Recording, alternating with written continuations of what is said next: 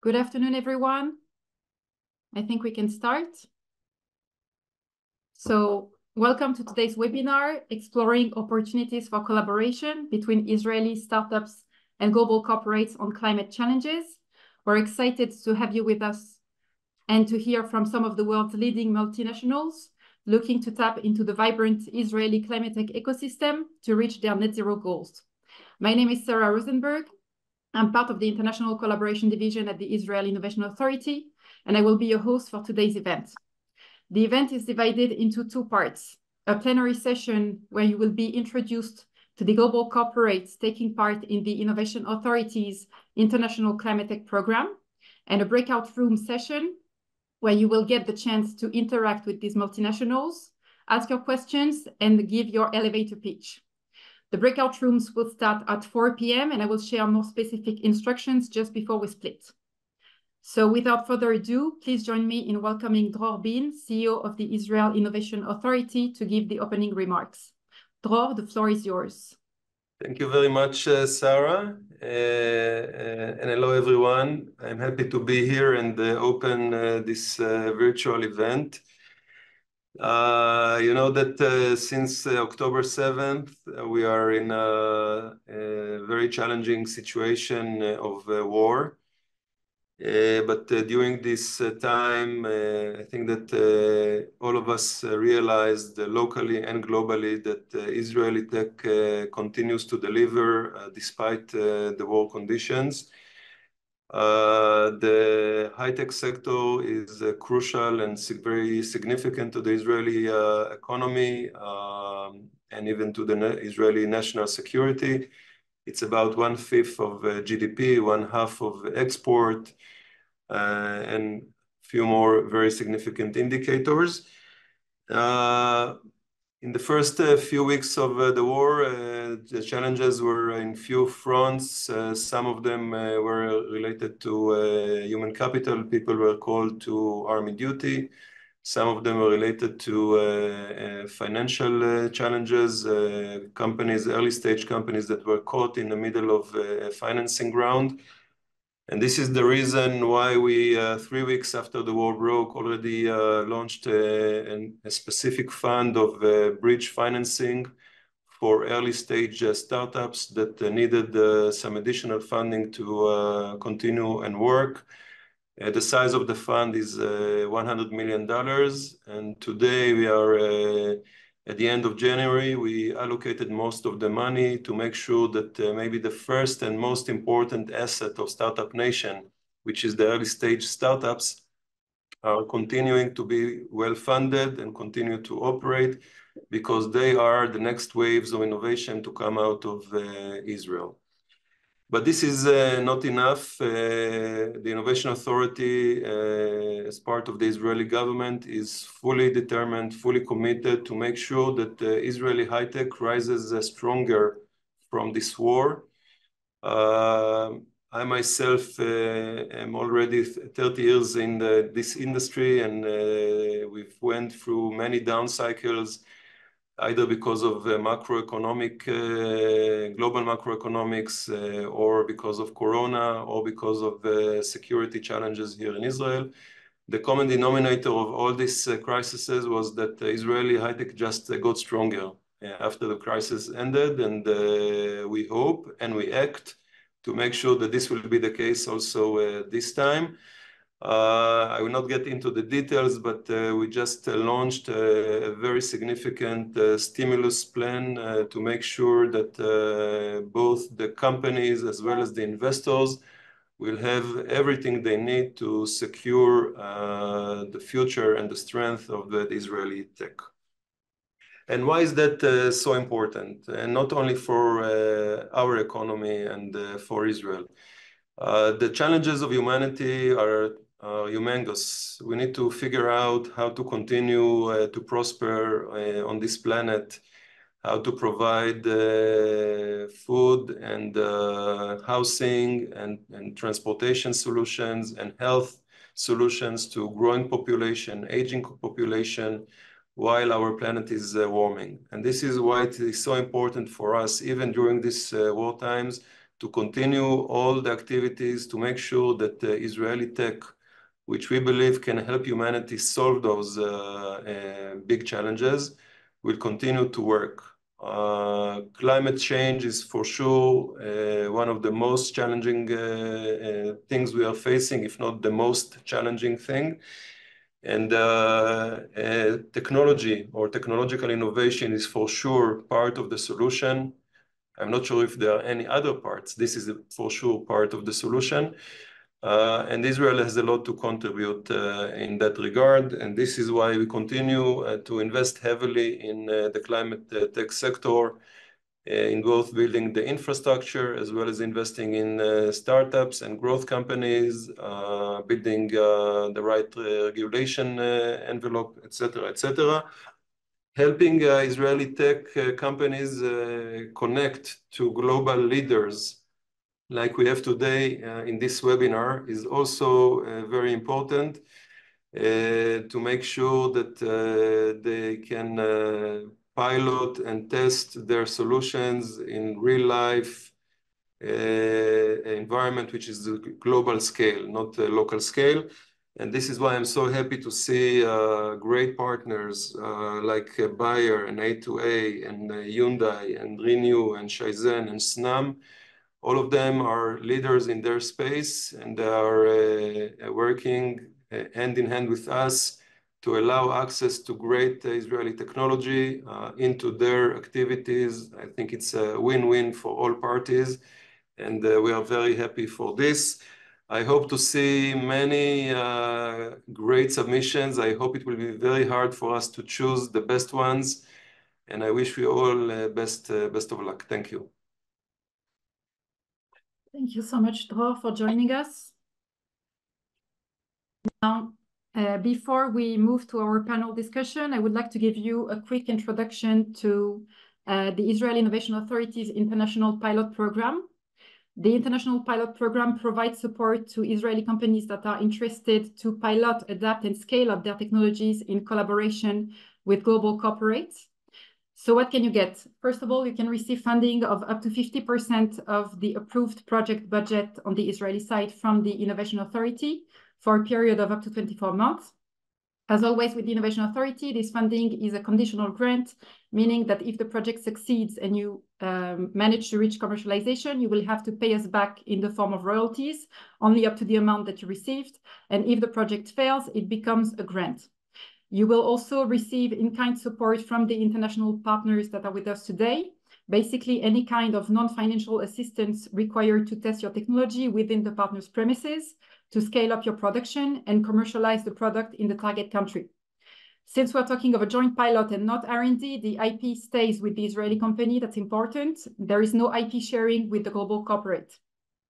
Now let's have a quick look at the application process. There are two very important dates that you have to write down. First of all, the expression of interest submission. The first phase of the application is closing on February 15th, in 2 weeks from now.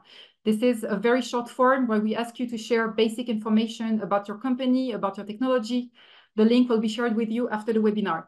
All the EOIs will be reviewed by the international partners who will shortlist the companies with whom they are interested to proceed. The second important deadline for those of you who will be shortlisted is April 15th at 12 p.m. sharp, not 1 minute later, the deadline for final submission. Once your application is submitted, it will be evaluated by our technological experts and presented to the Innovation Authority's Research Committee for final approval. Approximately by July 2024, you will be notified of the decision, and you will hopefully be able to kick off your project a few weeks later. I am now happy to move to our panel discussion on the value of corporate startup collaboration to advance climate technologies, and to invite our esteemed speakers. Hanan Brand, the VP of the Startup Division at the Israel Innovation Authority, Anne Williams, Head of Protected Crops at Bayer Vegetable Seeds, Deepak Gupta, Head of Carbon Business at Renew, Ofira Rubin, Open Innovation Manager at Hyundai CRADLE, Luca Volterani, Digital R&D and Innovation at A2A, and Ido Tatnauer, Business Development at Shizen Energy, and Filippo Maria Rizzi, Decarbonization Solutions at Snam. Hanan, the floor is yours. Thank you very much, Sarah. Great to be here, and thank you everyone for joining us. So we'll have a short panel, somewhere around 20 minutes, and there will be more time later for every company to present itself. So let's try to be brief. First question I'd like to ask everyone, maybe very briefly in 1 or 2 minutes. As leading global corporates, each in your own sector, all of you have committed to reach net zero between 2030 to 2050.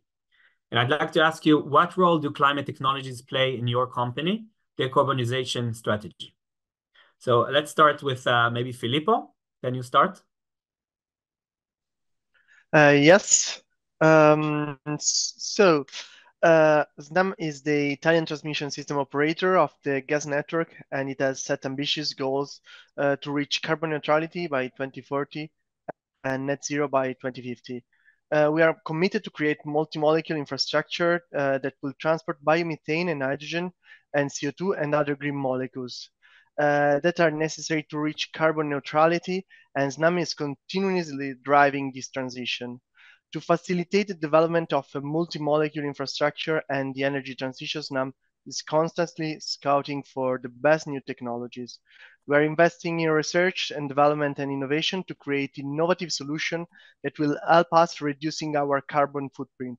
According to our strategic plan that we have shared last week, we will invest 350 million in proven innovation for the transformation of our assets and 50 million in open innovation for new ideas to accelerate the technology development. Amazing. Thank you, Filippo. Anne from Bayer, can you continue? Thank you. Good afternoon, everyone. And I'm really excited to listen and learn and discover what your ideas and projects and developments are later. Thank you for the platform. This is very much an inside-out commitment from Bayer. We have a net zero 2030 commitment, and that's everything we do on the inside. So all of our manufacturing, our seed production, our crop protection production, pharmaceuticals and consumer health products. So that's everything we do on the inside has that commitment. But it's also in terms of everything we do with growers, with researchers, it's everything we do heading to the market and to consumers as well. So we have a significant commitment around regenerative agriculture, but also in terms of where we provide seed genetics into markets. It's working with those genetics directly in terms of their impact on the environment and reducing the carbon and the sustainability footprint and impact of those in the technologies and the parties we partnership to manage that. So it's across that whole chain of actually breeding and developing our genetics and solutions to partner them right through to bringing that in a package to a grower and getting it to the consumer. So the interest and the commitment is all the way down the value chain from the inside out and the outside in. Very interesting. Thanks, Anne. Deepak from Renew, can you be next? Sure. Thanks, Anne. So yeah, good afternoon, good evening to everyone. So our company Renew is amongst the largest renewable energy platforms actually globally, in some sense, with a portfolio of more than 16,000 megawatts of wind and solar assets. So one big thing and good thing about us is we are already a net negative company from carbon lens. But at the same time, what we really do is we help the world, including our corporate partners, our corporate clients and governments, wherever we work, to actually help achieve decarbonization and net zero targets. And in that sense, technology actually plays a very active role, whether we are deploying a solar project in a very conventional model, but increasingly onto wind projects, solar projects, using robotic technologies for cleaning. So those kind of things is what we have been doing for some time. Personally, I represent what we call carbon business at Renew, where the focus is on investing in further projects which can actually help even further reduce, further avoid, and further sequester carbon in a broader sense. And again, technologies there are, I would say, still evolving. So I'm really happy to be here, looking forward to talking to some of the most progressive technology companies who have developed technologies, I would say, of the future, which can help manage carbon at multiple levels. Either it is in kind of projects that Anne mentioned, or it is in engineered removal space, or it is in carbon reduction and avoidance for so many other applications like cooking and others. So our interest as Renew in the broader decarbonization space is actually heavily dependent on interfacing with technology at multiple levels by virtue of deployment, monitoring such projects, and really ensuring that those projects deliver the decarbonization levels that we want them to deliver. Thanks, Anna. Great. Thank you very much, Deepak. Ido from Shizen. Thank you very much, Hanan. So I won't remark the wonderful thing that have been told right now, but as a Japanese company who started as a small startup, I will add that we're trying to find the perfect balance between the need of the market and the coming kind of where it's going in terms of where the government is kind of leading it right now. It's not easy all the time, but I don't know if you have experience with dealing with Japanese companies. But what we are trying to bring is this new kind of more fast, and it's going interesting. We're looking forward to reduce and to reach the net zero by 2050. It's going interesting, and I guess this is it. Great. Ophira, can you be next? Yeah, sure. So thank you, Hanan. Hyundai is committed to become fully carbon neutral by 2045, but by 2030, all our Genesis fleet will be fully electrified, and by 2035, it will be all for the European market, and by 2040, it will be all major markets. So, as you know, Hyundai is not focusing only on electrification and in switching to sustainable energy. We are also pioneering in hydrogen energy. And we will use hydrogen fuel cell to everything from electrical vehicles, from consumer vehicles, to trucks and buses. And this will be also combined with our new mobility platform like robotaxi and urban air mobility. And this will take us a step closer to a carbon neutral future. Thank you very much, Ophira. So, and last but not least, Luca, who joined us from A2A. Can you tell us a few words about how your commitment is for reducing climate emissions from 2030 to 2050 to get the net zero goal? Okay, activate the audio. Hi, everybody. Sorry for the delay. Yeah, some issue with the technical issue. And go straight to the answer. At A2A, we are deeply committed to advancing towards a sustainable, low-carbon future. Regarding our approach, is multifaceted, the meaning that we try to harness the power of innovative technologies and strategic partnerships. To reach the main areas, of course, are renewable energy. We are investing in solar, wind, and other clean energy sources. Energy efficiency. We are working on using energy more wisely and reducing waste. Waste management, turning waste into energy and recycling more. Electrification of transport.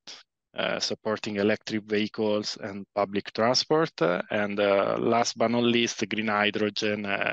We are trying to invest in this new clean energy source. So in conclusion, we are not just committed to reducing our carbon emissions, we are actively shaping a sustainable future through innovative technology and strategic collaboration.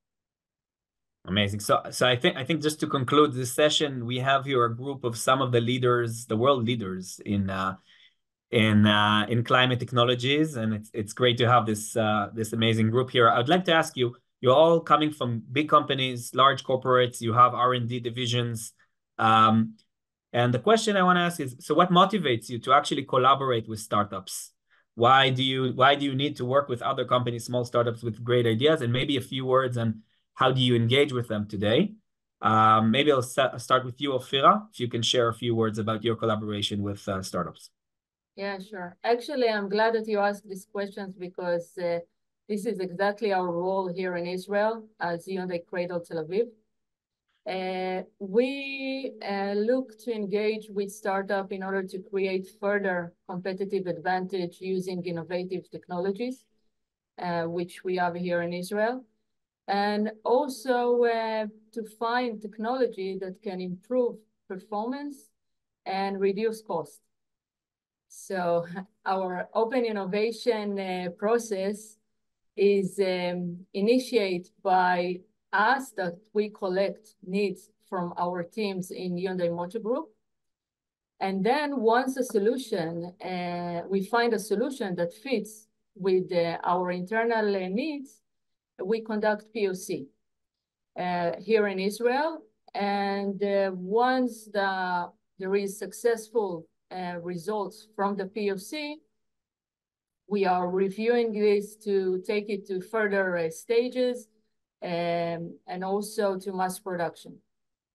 So we look forward to engage with the startup in a wide range of technology, specifically here in resource circulation, carbon neutrality, carbon capture and utilization. And I will elaborate more about our challenges later. Amazing. Filippo, I'll ask you the same question. How do you work with startups today? Maybe you can give us a few examples. Yeah.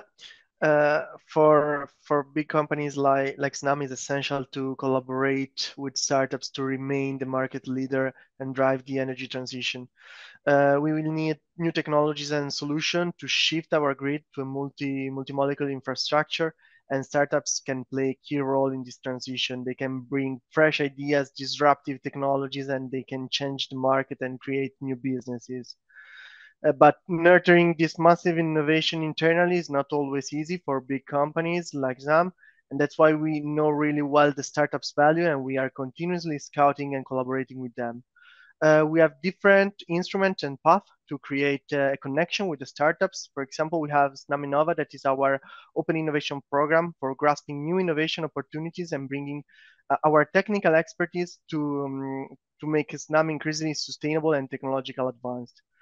We have also SnamTech, that is our industrial innovation program to apply new technologies and innovation to our business and infrastructure. And finally, we have the iAccelerator, that is our corporate accelerator focused on hydrogen and decarbonization technology. We launched an yearly call and select few startups with which we collaborate for 6 months to develop a pre-feasibility study together with the startups to apply their solution to our use case, to our needs. I will give more details regarding this program later in our corporate presentation, but just to give you a spoiler, we will launch the new call for startup on February 19th. And just to sum up, I think that innovation is really necessary for big companies, and startups are fundamental to mixing up and bring the change we need. And we are committed, and we have all the necessary instruments to collaborate with the startups and drive the innovation together. Perfect. That's great to hear. I'm sure many companies are now excited for the partnership opportunity. Luca, maybe you can give us a few words about how does the company work with startups today and why? Yes. What to say after the colleagues? Actually, it's quite difficult to add something of interest, but I think that we share the same approach or reason. We believe that thanks to the startups, we are able to bring fresh, innovative ideas into our company, but we don't do this only to have new ideas. We do this to increase our EBITDA and especially to face together the challenges that we are facing to reach the net zero. And how we engage startups, I don't want to spoiler what I will say later, but it's very similar because everything starts with the scouting, with the relationship, with the due diligence of the startups. Once we are convinced that it's the right startup to face the challenge, we start with the trial project, that it's a small project to see how well we work together.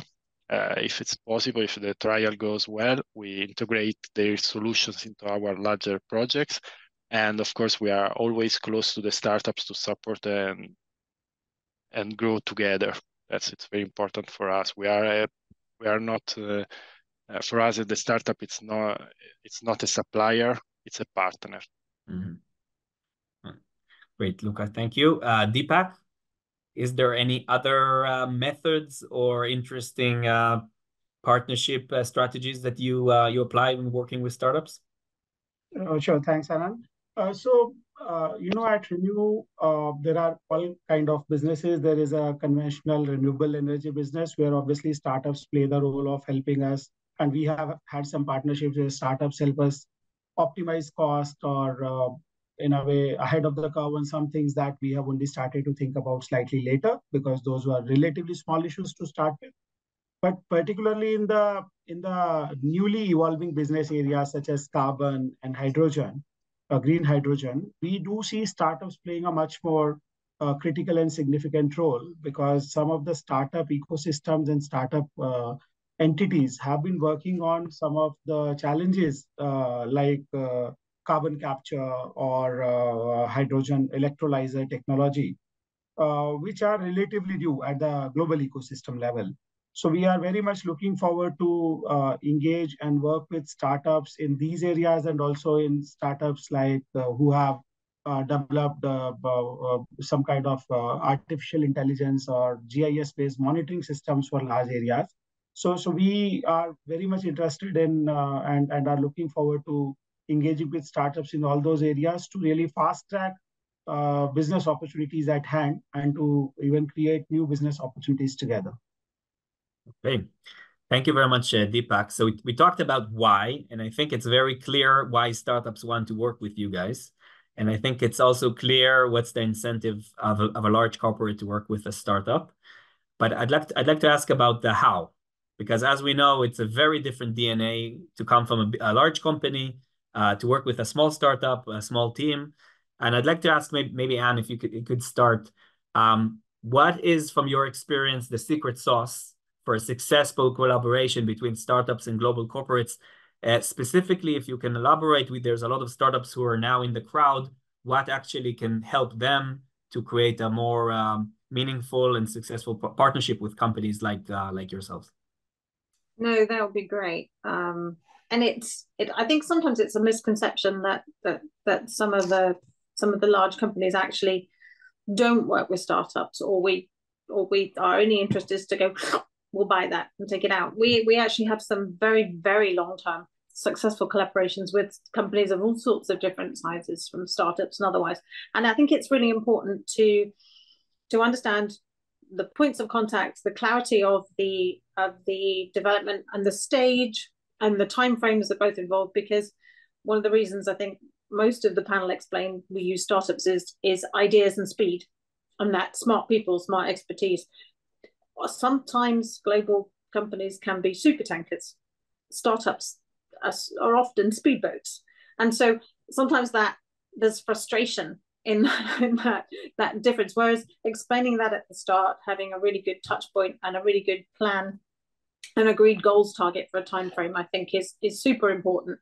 It's also, I think, that degree of honesty and commitment, which is if you're pitching an idea that you're looking to sell out within a certain time frame, potentially to the company, then discuss that with us. Then we have that picture and we can tell you that might be interesting, that might be not, or let's work and help you grow it, and we'll help you pitch it, because obviously a lot of the big companies have venture capital divisions too, so that's there as well. So it's really putting those cards on the table, looking for what aligns, looking what doesn't. If you can discuss and agree what doesn't, and agree to park bits and do bits, and then everyone knows what, where, how, when, and why, and then it works, I think.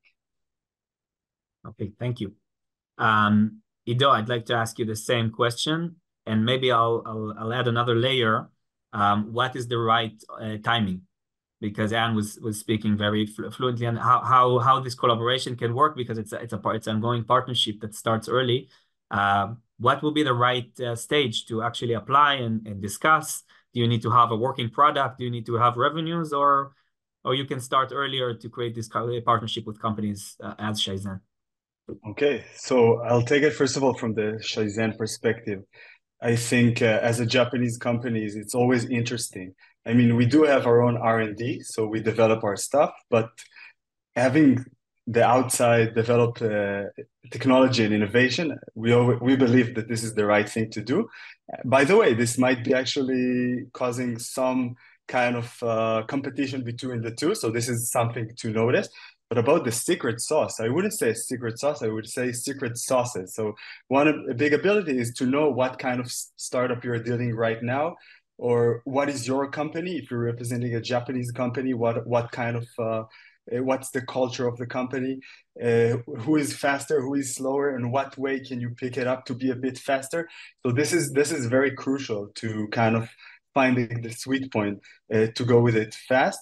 I think in Shizen case, it's very interesting because we have a large scope. I mean, we do the building, we actually build our plant, and then we do operation and maintenance. So in this whole long economy chain, there are many spots that might be addressed by different startups. And when you are always on it, you kind of get used to it. And when startup comes out, and this is one of our reasons to participate today, we can have this opinion from outside. Depending on the stage, I think it really depends on the technology and the program. Today, we're open for everyone. We came here to hear. So thank you, Hanan. Amazing. Thank you, Ido. Anyone other of our panelists would like to also tell his perspective? Okay, perfect. So that was short, but I think it was a great start of this session, and we will continue next also to the reverse pitches and to the whole startup discussions. So Sarah, I'd like to give it back to you, and thank you everyone for participating and for your answers. Thank you so much, Hanan, and thank you everyone for this very insightful opening. So now we'll move to the reverse corporate pitch that should help you hopefully understand better what each of those corporates are looking for and how you could possibly collaborate. So we'll start with A to A. Luca, unfortunately, I believe with your technical issue, you won't be able to share your screen, right? Yes, unfortunately, yes, because I am connected by the phone, and I'm very sorry for this because I have an interesting slide that I will see, but I can share with you. And so we'll share the presentation with the crowd after the webinar.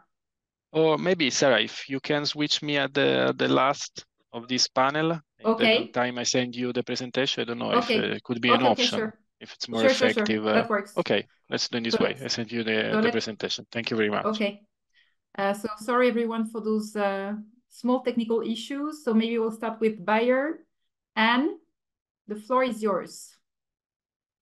Hi, thank you very much, everyone. And I'm actually much worse with technology than you, so so we can all rescue each other. This is something that, as the panel have all said, this is so close to our hearts, because this is, as well as everyone having a job in this industry, everyone has this is all of us. This climate change and climate sense and improving sustainability is close to everyone's heart, at home or at work. So at work, in terms of bio-vegetable seeds, this is what the company looks like. We have the crop science division, which has the arable crops, the row crops, the farm crop protection, and the vegetables division, the pharmaceuticals, and the consumer health. So we cover 83 countries. We have approximately 100,000 employees, and we have a very significant investment in R&D. Why do we use startups? Because startups have super smart ideas, and we can do that. And we do have a very large global R&D investment and commitment and department and some very good teams. And we have some great skills. And one of those great skills is actually understanding and partnership, whether that's in terms of joint development or testing, or actually bringing a product in at a close to commercial stage. So in terms of that timing, whether it's an early stage idea, and we are profound respecters of intellectual property, absolutely. So whatever stage a concept comes to us, whether it's a concept, proof of concept, or a commercial product, we have an opportunity to look at where that fit is. For us, health for all, hunger for none is very much our corporate mission, and that's in charge of everything that we do. So we have some really great relationships. I'm going to tell you a little bit more about what else we do and where we'd like some help from you.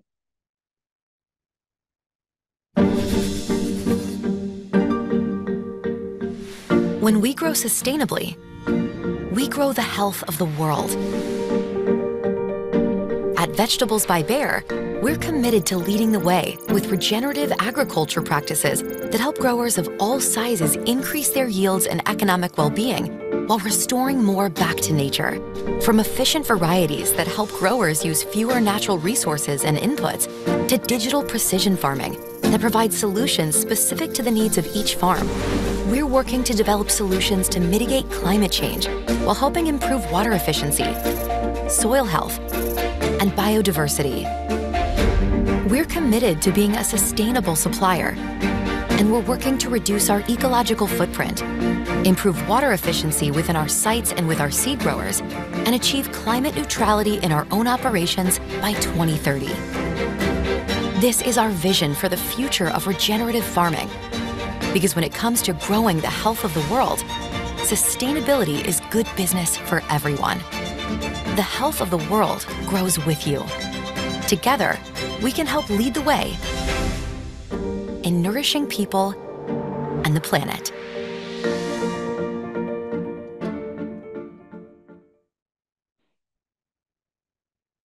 So I think that gives you a picture of just how committed we are in terms of that. Across our vegetable seeds business, we have 23 crops. We have a number of breeders, and you saw one of our melon breeders walking through the greenhouse close to the end of that video there. And it's really the difference we can make in terms of our development and our testing, in terms of the impact our genetics have, and it's also, but in terms of grower management of crops and that ecosystem, whether that ecosystem is an open field, it's a polytunnel, a plastic house, or a super high-tech glass house or vertical farm. So it's the ability to impact and understand and particularly influence that genetics by environment combination to make it to reduce the environment impact of what we do, and to increase the output per unit input. So those kind of things, but that also takes us all the way down the food chain, because food waste is a massive part of our sustainability commitment too. So anything that helps make things taste better, and taste better for longer and look more attractive to consumers and stay that way, becomes really important too. Whether that's an architecture design of something, that means it needs less packaging going down the food value chain, that's part of it too. So it's incredibly diverse, but hopefully there's some inspiration for you there too.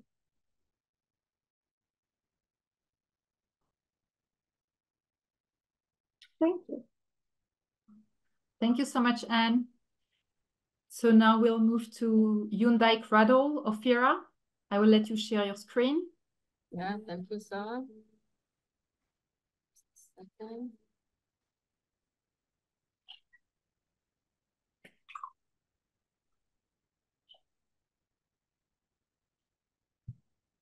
Can you see my screen? Sarah? Not yet. No? Okay.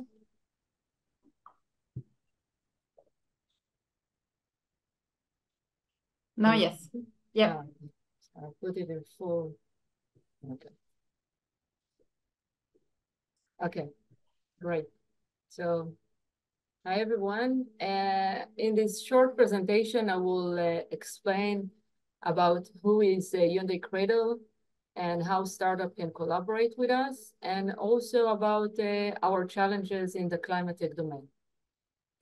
So CRADLE is Hyundai Motor Group Innovation Hub. CRADLE operates in 6 offices worldwide, providing a platform for startup to engage in open innovation activities with Hyundai. Since 2017, Hyundai CRADLE Tel Aviv has laid a strong foundation of innovation in Israel. And for the last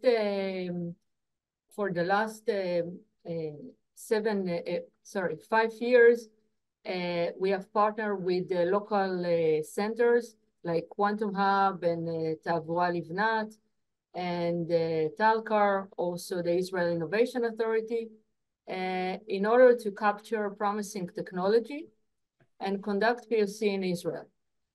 With our partners' infrastructure, we can utilize them to conduct POC and execute it not only in Korea or in other places in the world. We can execute POC also in Israel. To date, we have executed over 20 proof of concept projects, and we invested in 17 companies.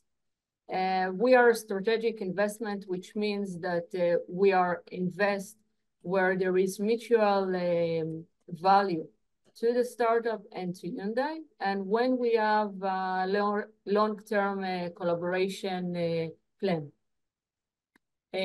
Startup can collaborate with us through the program that we have, like the program that we have with the Israel Innovation Authority, and we have also a program with 01 Accelerator Open Call that it's running twice a year. And we publish there our needs, and we encourage a startup to submit their proposal. In order to execute proof of concept project, we transform our Kia EV6 into automotive and smart mobility testing platform with compute and recording capabilities. And on this platform, startup can verify their technology with mentoring from our R&D team. So now I want to show you an example of a POC that we have done in Israel and about the contribution of CRADLE, taking it from initial POC to advanced stages with different teams in Korea.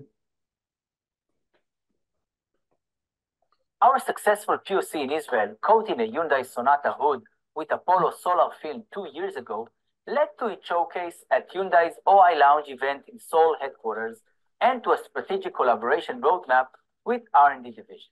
Thanks to CRADLE Tel Aviv's support, we discovered the potential of Apollo Power's flexible solar panel technology at OI Lounge, Hyundai's annual showcase of innovative global technologies, and were able to present it to our management and internal stakeholders. Collaboration with Hyundai CRADLE helped us bridge the gap to Hyundai Motor Group and gain valuable insights to their requirements.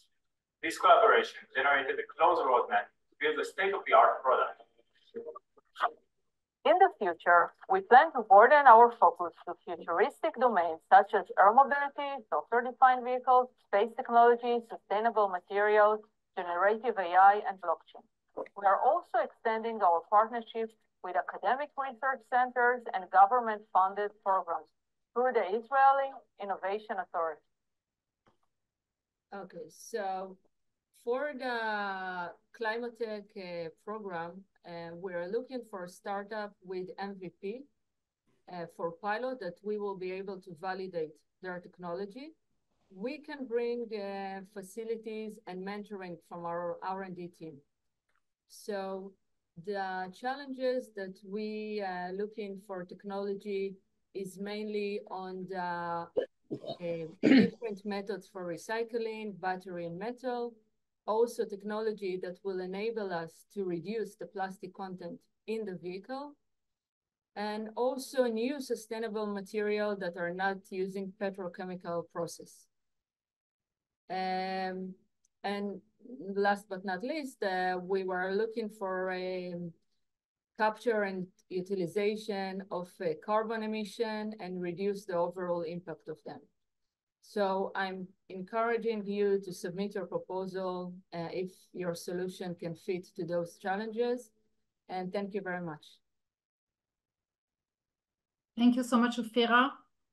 So now we'd like to invite Deepak from Renew to share your screen and present. Sure. Thanks, Sarah. I'd also like to invite my colleague Ishan here to take you through the presentation. Ishan. Hi, everybody. I'll just share my screen. Just give us a moment. Is our screen visible? Yes. Let's just put it in the full screen mode. So thank you everyone for providing us the platform, especially Sarah. You've been at it for quite some time. Thank you so much. So what we've done is we've just created a small presentation around Renew, the work that we do, to give you an insight of the different types of opportunities that we are working on. And in the second session, obviously, we'll do a deep dive into different types of projects. We just kept it broad in terms of what the organization is essentially all about. As Deepak mentioned earlier, one of the largest platforms globally on renewable energy. We have an operating capacity of 8.4 gigawatts, which is the second largest in India. Our revenues in the financial year 2022 were in excess of $1 billion. We have a total portfolio of 13.5 gigawatt, which includes our committed capacity as well. And this is the number that is public at the moment, but what I can also say is we have added capacity beyond this. So we've crossed roughly about 15 gigawatts by now. We have a balanced asset mix. When I say balanced, equal exposure to both solar and wind. In fact, we also have a significant exposure to battery storage capacities in our portfolio. In terms of investors, we are backed by marquee investors, CPP Investment Board, which is one of the world's largest pension funds based out of Canada, is an equity investor in Renew. They are our largest investor. ADIA, which is the sovereign wealth fund of the government of Abu Dhabi. JERA, which is a joint venture company of two of Japan's largest utility companies, is also an equity investor. JF, which is an environment-focused fund, is also an investor. Beyond this, we are also listed on the NASDAQ. Sustainability at Renew, we have several sustainability initiatives that we are part of. Refinitiv, which is sort of a rating agency for ranking utilities and corporates globally on sustainability indices. We have received a score of 81.22, which is best among all electric utilities in India that have been ranked by them. Renew, in the recently released list by Morningstar, Sustainalytics was one of the top-rated ESG companies. We received a rating of 14.1, which is a very low risk in that category. Against the CDP climate change, we are also rated among the best renewable energy companies. 1T.org is an initiative of WEF, where we have committed to be part of the 1 trillion tree initiative by the year 2030. We are also part of the WEF initiative of Net Zero Steel, which is under the First Movers Coalition. And we are the founding members of that Net Zero Steel initiative under FMC. We've done countless initiatives across our project sites where we impact lives of people at the bottom of the pyramid, including women in and around our project locations. Just shows a glimpse of our independent board, and each one of the board members that you see are sustainability champions in their own regard, in their past life, present life, and in the businesses that they come from. This slide essentially talks about the different types of projects that we are working on. There are two different pathways that we essentially adopt to help corporates in decarbonizing their value chains. One is by creating projects that result in generation of carbon offsets. And the carbon offsets are purchased by corporate buyers in decarbonizing their operations. And second is by investing into technologies alongside corporates in their processes, which result in reducing their carbon emission intensity. For example, we would invest in a carbon capture project at a steel mill, which would reduce the overall carbon emission intensity of the steel production process. The different pathways that we adopt are avoidance, reduction, removal, and removal can be further categorized into two parts: nature-based removals and engineered removals. Avoidance being our traditional renewable energy business, where we sold 25 million credits, for example, in the year 2021, where we were the largest sellers in the global voluntary markets. Reduction, we undertake energy efficiency measures across the value chain, in the industrial sectors, in the commercial sector, and in the household residential sector. Nature-based removals, we work on projects that have an element of nature in it. For example, improving soil carbon by undertaking practices that, for example, result in better carbon being sequestered.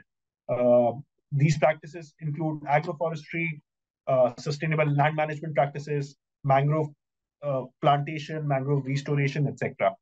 And engineered removal projects as well, where there's an element of engineering involved and the carbon gets removed from the atmosphere, resulting in a net negative scenario, which will help all of us achieve our global climate goals. So yeah, I'll just take a pause. Renew as an organization, we are doing a bunch of different things, including renewable energy, which was our traditional business. We've capitalized on that business and ventured into new areas, which include carbon, green hydrogen, and digital services.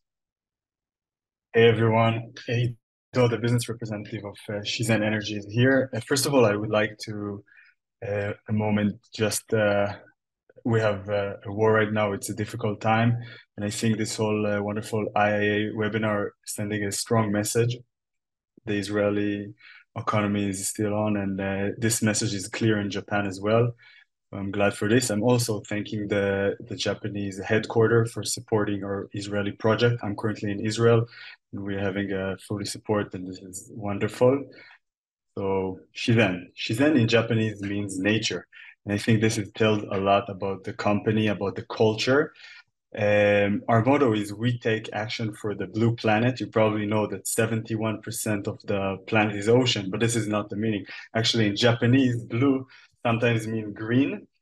And I'm saying this because we're a Japanese company. We started 13 years ago. We were founded after the Fukushima disaster, you're probably aware of. Started with ended up with the nuclear disaster. What made our founders to come with the thinking that this is the right time for renewable energy. And 13 years later, right now, footprints of 10 countries developed 1 gigabyte more. And right now, we're here to seek some more opportunities. As you can see here, actually, this is not updated enough, but we are always seeking for new opportunities. We are from biomass, small hydro, wind, and solar, and we're trying to get even more than this. As Shizen said herself, pretty ambitious targets for expanding even more in the next years. So we are looking forward. Next, please. Yes. So as I said, we are in 10 countries, including Israel. Next, please. Our Israeli project actually started a year and a half ago, led by Dan Schulman, the CEO of Shizen Israel. From the understanding, as I said before, that R&D could be funded also outside of the company. We came here. Actually, the company was so excited about what we've seen here. In the picture below, you can see the Nishimura-san. He was the economy minister of Japan. So for the Japanese companies, it was very interesting. We came here, we held an amazing startup competition. We chose 4 startups. We brought them all the way to Japan. And right now we're working together with them. We're working closely to find and to solve solutions, to support each other. 2 years ago, Shizen got a big investment of about $500 million. And that's what gave Shizen a more appetite for trying to studying and looking for new innovative solutions. Next, please. As I said this, so today, this is a list, but again, this is kind of the wide scope. But if you have idea, don't hesitate. My LinkedIn or anything, I'll be happy to reach you, starting from energy management system that we developed them in Shizen as well, but we're open to hear, to energy storage technologies, remote monitoring, everything. And so if you have any interesting startup innovation. We are happy to discuss about it further. And next, please. And as I mentioned before, a Japanese company, so we can give you this kind of open gate into Japan, but not only. Shizen is mostly in Southeast and East Asia countries, but also in the Americas, and looking to expand further. So it would be wonderful to find some partners to this wonderful journey. And we'll also, if we'll have cooperation, we would like to use our facilitate to validate your technology, to see how we can improve it and how we can find the best solution for it. And we would like to, when we will work together, to mentor you and look for further synergies. On last note, I would like to say that recently we're working on an exciting internship program. It's been backed up both by the Japanese embassy and both by the Israeli embassy. Will also be part of visas, and we would like to bring Israeli talent into Japan. So please stay tuned. You can follow our social media channels, and I'm looking forward to talk to you more. Thank you very much. Thank you so much, Ido. Now, Filippo, Snam, please. Thank you very much. So I will just give you a brief introduction to Snam, to the International Climate Tech Challenge. I will go through the introduction of Snam, something regarding the challenge, and then I will present you also the decarbonization unit and our high accelerator. So starting from who is Snam? Snam is Europe's leading operator in the natural gas transport and storage, with an infrastructure enabling the energy transition. It ranks among the top 10 Italian listed companies by market capitalization, as Snam operates a pipeline network of more than 40,000 kilometers spanning from Italy, Austria, France, Greece, and United Kingdom. And the company also manages the 3.5% of the global storage capacity of gas, and it is also one of the main operators in the liquefied natural gas regasification. So with its 8 years of experience in the management and development of network and plants, Snam guarantees the security of supply and promotes the energy transition across territories through investments also in green gases like biomethane, hydrogen, and energy efficiency. Going to the next slide, I will just want to share with you our challenge for this program. So we focused on 2 areas: the carbon capture and utilization, so technologies that enable the carbon sequestration, but also the utilization of CO2 to produce different materials, for example, materials for construction or the conversion into synthetic fuels. The other topic is the hydrogen blending and measurement. Since we transport natural gas for now, we would like also to try to understand the best technology available on the market to have a blend of hydrogen in our natural grid. So technologies for the injection of hydrogen, technology for the measurement of the blend in the grid, and also to have all the parameters necessary to run the grid. What we can offer, we have a great ecosystem with industrial partners and suppliers. You could have access to our decarbonization research center that I will show you later. We have experts in the technological market and innovation environment. You will have a mentorship from us and a team to support you to evaluate your project and your application of your solution to our let's say use cases and our needs, and the potential supports for public funding and calls. Going to the next slide, just wanted to give you an overview of what is behind the project. So the decarbonization team, it's the decarbonization unit is the new unit that we have created in Snam, dedicated to hydrogen and decarbonization projects. The goal of this unit is to create a low carbon market, and we are really investing in many different activities. We are promoting research and development. We are doing some test pilots. We are running hydrogen valleys. So there's really a lot going on. Going instead to the next slide. What we have built to run all the projects that we have. We have different programs. First of all is a research development program for lower technology readiness level technologies and startups, so below 5. Then we have the tech development program for the scale up of the technologies from 5 to 7. And finally, the demo testing to test the application, the application and technologies in a real environment on our grid for technology readiness level that is above 7. And we have also cross-functional programs, so innovation, the high accelerator that I will show you later, and the education and the outreach program also to scout for the best talents on the market and attract them. Regarding our network, we have an innovation ecosystem based on investor, institution, industry actors, and also innovation actors. And we have the Decarbonization Research Center that I was telling you before. That is our center and a network of universities to do research together and to discover new technologies and to test them in a real environment and in a lab test. And finally, going to the next slide, just a few words regarding our high accelerator.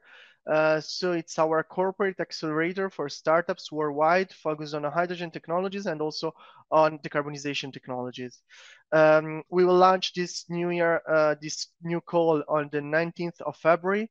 We will select 5 startups along the entire hydrogen value chain. So starting from production, transportation, storage, final use in industry or mobile application, and also synthetic fuels. So let's say the link between CO2 and hydrogen to produce new kind of fuels. And we will do an assessment with the startups and develop a pre-feasibility study to apply their technology to our needs. So I really encourage if you could be interested to apply to this call. And this is also to show you how we are already engaging with the startups and how we are already in the innovation ecosystem. And that's it from some side. Thank you very much. Thank you so much, Filippo. So I think because we're running a bit late, we'll move straight to the breakout rooms. Luca, you can present your slides in the breakout rooms to the crowd, to people who are interested to discuss more. Before we move to the breakout rooms, I just want to give very few important instructions. Just stay with us 1 more minute. So to enter the breakout rooms, you need to click on the rooms button on the right side of your screen. Then you need to choose the company that you're interested to meet. It doesn't have to be necessarily the rooms that you signed up for when you registered for the event. And you're free to enter and leave a room at any point in time. Due to the very high number of participants, we have extended the event until 5:30. So in case you enter a room that is too crowded, try to move to another room and come back later. In each room, you will find a representative from the Global Corporate, maybe several in some cases, and 1 representative from the Innovation Authority who will be moderating the discussion. Please note that only up to 30 participants will be able to open their camera and microphone in each room, and that you won't be able to present slides. In case you want to pitch your solution, please go for a 2-minute elevator pitch so that other participants can also get the chance to present. Last but not least, please note that there is a networking area on the events platform. You can see the button on the right side of your screen that will stay open for another 2 weeks after the webinar. So feel free to reach out to our speakers if you don't manage to connect in the breakout room. That's all for me. Just adding here the QR code to the EOI form, our website, and our email if you have any questions. Now you're all invited to join the breakout rooms. Thank you so much.